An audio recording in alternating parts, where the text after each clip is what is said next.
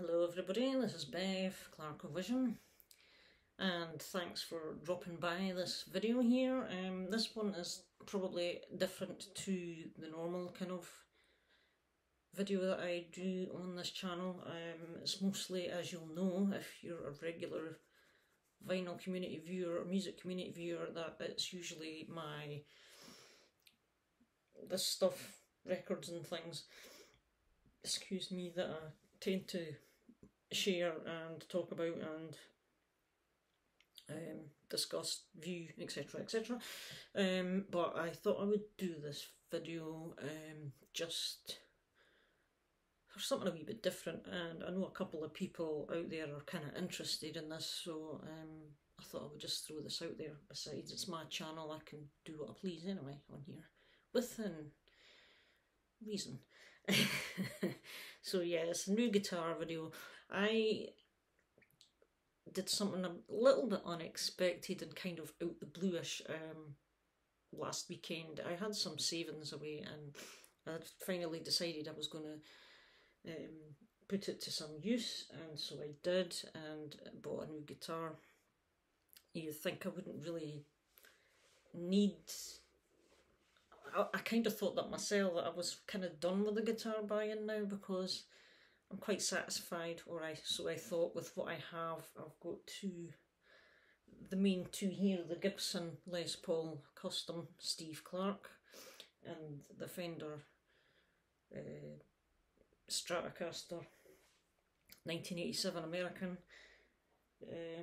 Both have had modifications inspired by Steve Clark, my guitar hero of all time, #1 guy in my guitar world. And you know, I kind of just thought I want a guitar to just have, and if to mod in the future, maybe to my own specs. This one's just purely for me. And the last guitar I sold was actually the Jackson Adrian Smith signature. I had one of those, and it was one of the limited editions that were brought out in, I think it was 2012. They did a limited run in a gold, metallic gold colour of the Adrian Smith, which was in kind of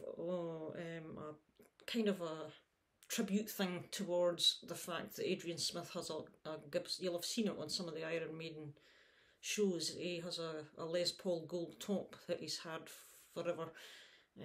One of his favourite guitars, I think, and I think the colour of this one they brought out on his signature was kind of homage to that. Beautiful colour, actually. It looks really smart with the black hardware and the gold.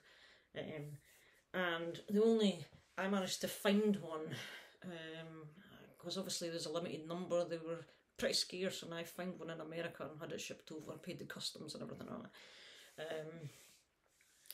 The only thing for me that I didn't like was the fact that it was a maple fretboard, and I love ebony fretboards for some reason. I just love the dark.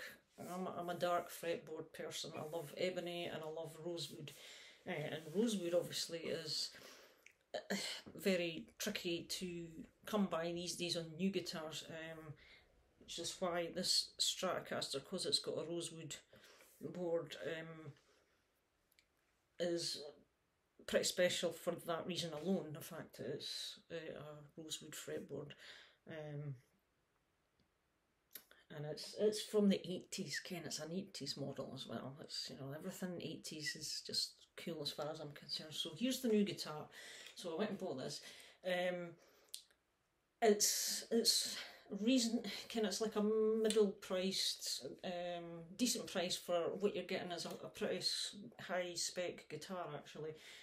Now, as far as me being a player goes, I'm one of the worst players on the planet. I don't really have guitars because I'm a player. I'm more a case of I have guitars because I love guitars. I just like the look of them, the feel of them. Well, I love them in music, obviously, and I just kind of have had this thing ever since I've been able to earn a living for myself, earn some money. I've off and on had quite a few guitars over the years, sort of come and gone. So here's another one, and I thought I'll treat myself to this. Now the only thing about this, this was a way of getting a good quality guitar with an ebony fretboard, nice and black, at a decent price, and it's very similar to the Jackson Adrian Smith in looks and a little bit in spec. It's not the same obviously as Adrian's guitar, but it's got a lot of similarities, and I thought, right, I can have this guitar and I can work it over time to bring it up to either what I used to have with the Adrian Smith, as in I'm thinking about getting the colour changed, because I'm not, although the colour's a bit interesting, I'm not hugely into this colour. I'd rather it was the gold colour, the metallic gold. Plus this is also a satin finish, it's not the standard gloss finish that I've always had. This is the first time I've had a satin finish on a guitar, and it's very slippery, you can't grip it the same. You know, whereas sometimes with the gloss ones you can sort of grip them just a little bit better, your hands can stick, if you know what I mean. You probably know what I mean if you're a guitar player. So here it is a Charvel. I need to watch I didn't bang into my stuff here, so I'll show you it that way.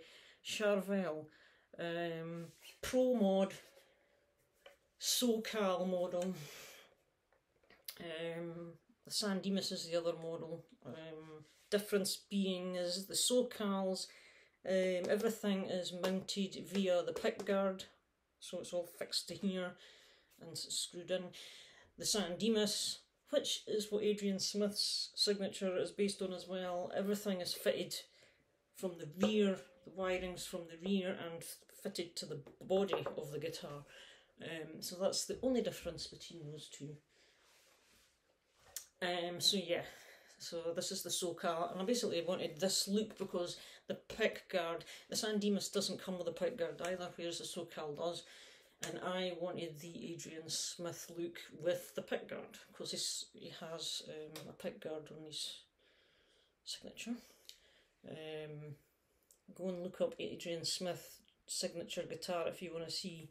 He has a few versions of it. He's got maple necks, he's got ebony necks, he's got different coloured pickguards.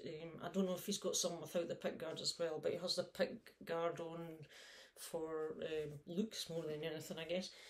So here it is, and it's kind of inspired me to maybe give playing the guitar another go as well, to be honest, because I kind of have been on and off all throughout my life. Really never had the full dedication that you need to get good at it, you know, over the years. So I'm trying it again. There was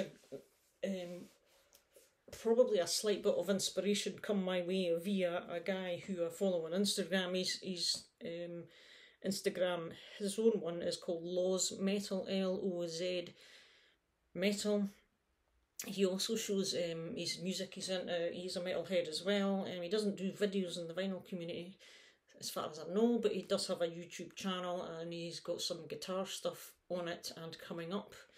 And he's just recently decided to give the Fender Play app a go. He's on a free trial at the moment, and he kind of was talking about it on his Instagram and his YouTube channel.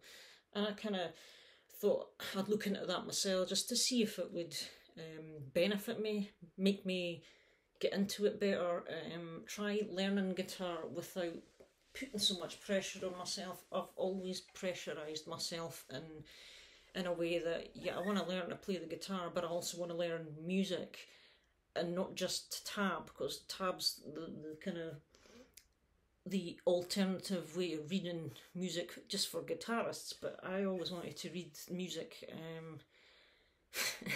I could read music too when I was in primary school, because I used to play the violin.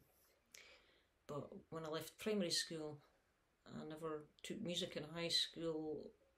Well, I never took it seriously. I never took it as a main subject, and I gave up the violin. And subsequently forgotten how to read music. So, because when I look at a piece of music now, it's more or less double Dutch. I can know what certain things mean, but to actually read a piece of music and play along, forget it. And I think all of these things just put me off because I think I was putting way too much pressure on myself. So I'm just going to take it really slow and just be led by the app and see where it takes me, basically. So that is what I'm doing with that. So that's another reason. So this guitar, if you're interested in the spec, it's an older body. We have the Floyd Rose 1000 lock and trem system. Obviously it's not the original, it's the cheaper version is the 1000, but it's exactly the same in looks. We have two Seymour Duncans. For the specifics, I'll just tell you, I've got the spec up here. Electronics, pickups. We have a Seymour Duncan Distortion TB6 in the bridge. And we have a Seymour Duncan Distortion SH6N in the neck. As I say, Floyd Rose 1000.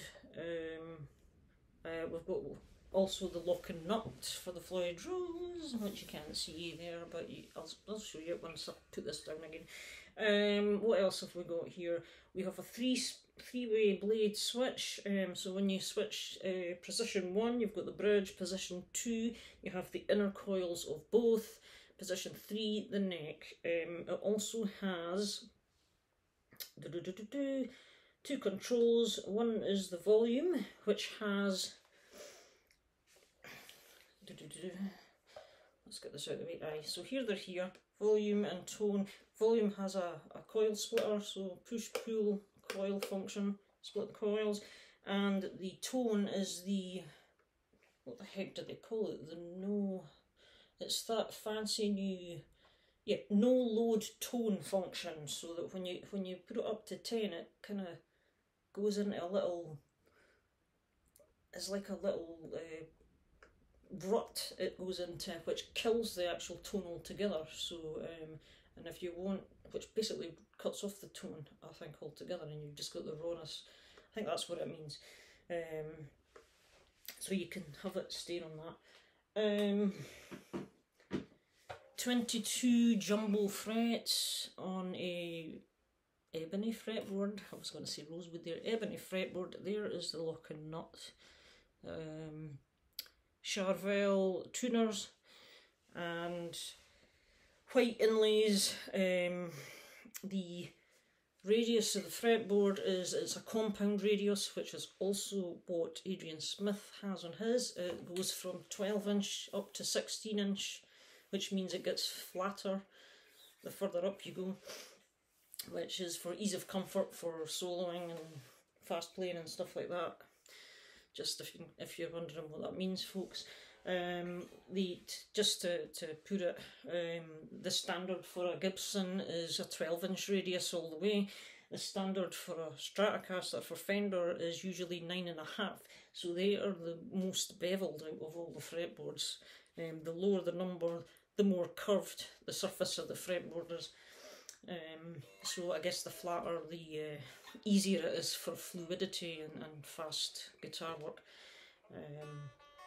Interestingly enough, a classical nylon string guitar has a completely flat. There is no radius, it's purely flat, and it's a big chunky fretboard. So yeah, that is that. So and the neck itself is maple, and it's apparently got two reinforced what the heck is it called? Hang on a second, I can't even think of the word. Graphite, that's it. I think it's got two graphite rods for strength reinforcement. Bolt on with graphite reinforcement. Yes, so it's a bolt on neck. So basically that's it. It just looks like it's a super Strat, basically. That's what, you know. And obviously the Charvels were inspired well, I won't say inspired because they came around in the early 80s. I think it was Grover Jackson bought Charvel because Charvel started from just one guy in his own workshop, I think, initially back in the 70s. And Grover Jackson came along and bought them over, and Jackson and Charvel made all these super strats back in the 80s. And along with other, there was also back in the 80s other guitar brands out there like Peavey, Kramer, the luxury boutique guitar. People say these are the ultimate shred machines. No, actually, if you want the ultimate 80s shred machines, what you need to find is a Hammer guitar, Hamer, Hammer or Hamer guitar, made in USA, 80s model. That was the ultimate shred machine. They were the most precision built things ever. And yeah, there was a lot of guitarists used Hamer guitars as well, or Hammer guitars back in the day. But yeah, they had the ultimate shred machine, if you want to ask my opinion. Not that I've ever laid my hands on one because they're super expensive to get a hold of now, and they only come around very rarely. However, this is kind of the next best thing. So that's that. So I just really wanted to do a quick video rambling about guitars and showing it off. And obviously I may report on here on occasion just how I'm getting on with my guitars. If for some miraculous reason I actually get reasonably good at it, I might do a newsflash and tell you. But it's most likely I'll just be doing this behind the scenes under my own steam, and because I'm very shy when it comes to playing the guitar. I don't like an audience. I sometimes hate playing in front of myself, even. That's how good I am. So, but yeah.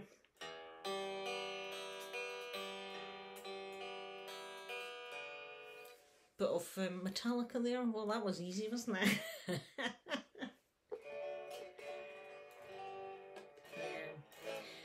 But the chords, the first chords I learned back in school, I can still remember these quite easily. So, but yeah, so we shall see.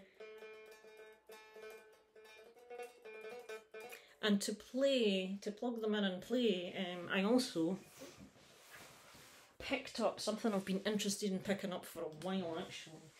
It's this little darling. This is the Desktop Amp that by Yamaha. This is the new version actually. It's the THR2 30 watt desktop amp. It's wireless, it's Bluetooth, there's a battery inside, so you can take it out somewhere. Not that I'm ever going to do that because it would be far too public, wouldn't it? So yeah, apparently these things are one of the finest in the desktop amp market, and Yamaha in the music industry are top quality anyway as far as I'm concerned.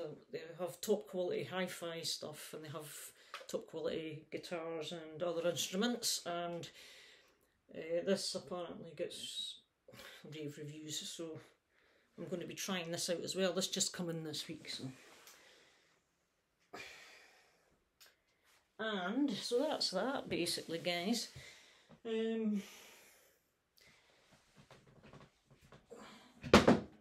This one is the heaviest, obviously. This is my custom spec.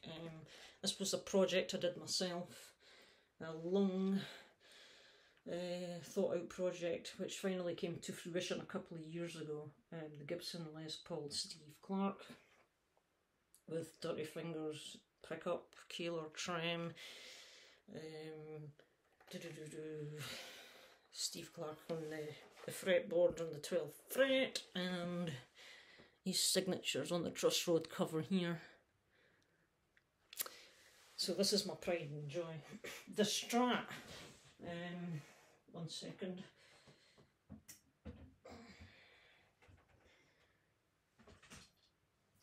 for those who may be interested, the Strat. It was a Fender USA made Stratocaster from 1987. There's the E serial number. E stands for 80s. Rosewood. This is in gunmetal blue. The original gunmetal blue. There is a gunmetal blue out now, but it's a different colour. This is the original gunmetal blue. So I've modded this myself. This has Bill Lawrence pickups in it. It has a push up. Which one? Hang on a minute. I can't remember. It's been. Oh, it's a. It's not push pull for this one. It's a push push. I've got a push push function on this one here, which gives you different pickup options. So instead of 5 ways, you've actually got 7 ways. You can have all 3 of them on and stuff like that. And this was really inspired by Steve Clark and the Stratocaster he played for the song Love Bites. And if you've seen the video, you will see him with one of these, same colour, etc, etc. The tremolo is different though to what he had. This is a Super V Blade Runner, which is a pretty solid and nice little thing, and I've just beefed it up with Fender lock-in tuners, etc. So I nicknamed this one the Love Bites Stratocaster because it's kind of that, and obviously the rosewood fretboard Steve had on his as well. So that's that. Anyway, thanks for watching, guys, and I'll speak to you all in another video. I do have a record and CD update coming fairly soon, so I'll catch you all then. Thanks for watching, and bye bye. Have a nice Saturday.